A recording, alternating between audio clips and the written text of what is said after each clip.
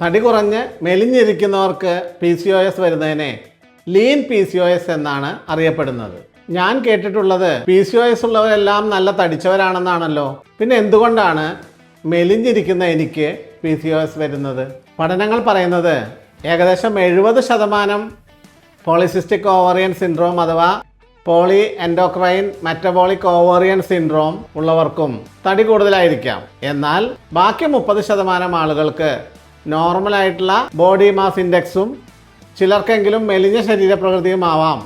ഈ 30% ആളുകളിലും PCOS വരുന്നതിന് 4 പ്രധാനപ്പെട്ട ഒളിഞ്ഞിരിക്കുന്ന കാരണങ്ങളുണ്ട്. ഒന്ന്, hidden insulin resistance.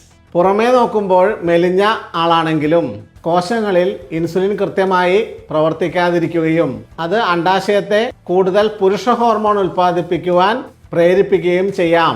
2, visceral fat. വയറിനകത്തുള്ള അവയവങ്ങൾക്ക് ചുറ്റും കാണപ്പെടുന്ന ഒളിഞ്ഞിരിക്കുന്ന കൊഴുപ്പ് ശരീരത്തിൽ ഹോർമോൺ സന്തുലിതാവസ്ഥ തെറ്റിക്കും.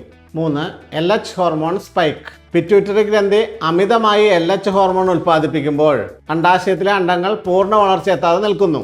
4, അഡ്രിനൽ സ്ട്രെസ്. അമിതമായ മാനസിക സമ്മർദ്ദവും അതുമൂലമുണ്ടാകുന്ന കോർട്ടിസോൾ ഹോർമോൺ വ്യതിയാനവും പുരുഷ ഹോർമോണുകളുടെ ഉൽപ്പാദനത്തിൻ്റെ അളവ് കൂട്ടുന്നു. പലപ്പോഴും മെൻസസ് വൈകുന്നത് മാനസിക സമ്മർദ്ദം കാരണമാണെന്ന് കരുതി ചികിത്സ വൈകിപ്പിക്കാറുണ്ട്. ഇത് ഭാവിയിൽ കൊളസ്ട്രോൾ, പ്രമേഹം, ഗർഭധാരണ തടസ്സം എന്നിവയ്ക്ക് കാരണമായേക്കാം.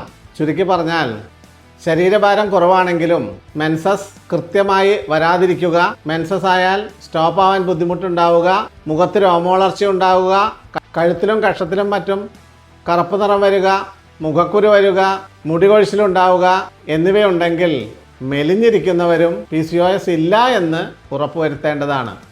ശരിയായ ചികിത്സ ശരിയായ സമയത്ത്.